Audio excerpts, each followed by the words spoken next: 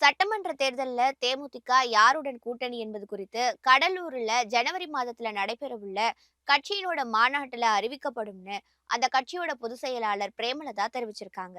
தஞ்சாவூர்ல நடைபெற்ற தேமுதிக வாக்குச்சாவடி நிலை முகவர்கள் ஆலோசனை கூட்டத்துல பங்கேற்ற பின்னர் செய்தியாளர்களுக்கு பேட்டியளித்த அவங்க, கடலூர்ல ஜனவரி 9ஆம் தேதி நடைபெறும் தேமுதிக மாநாட்டுல கூட்டணி குறித்து மிக தெளிவான அறிவிப்பு வரும்னோ, அதுவரை யாருடைய ஊக்கங்களுக்கும் கேள்விகளுக்கும் இதுதான் பதில்னும் கூறியிருக்காங்க.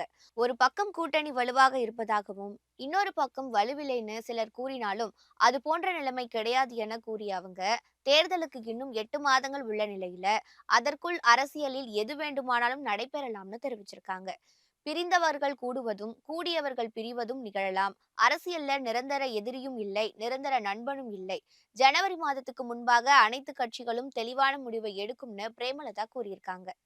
வாக்கு திருட்டு பீகார்ல மட்டும் நடைபெறல, தமிழ்நாடு உள்பட நாடு முழுவதும் நடைபெறுதுன்னு விமர்சித்த பிரேமலதா, இந்த முறைகேட்டை தடுப்பது தேர்தல் ஆணையத்தின் கடமைன்னு கூறியிருக்காங்க.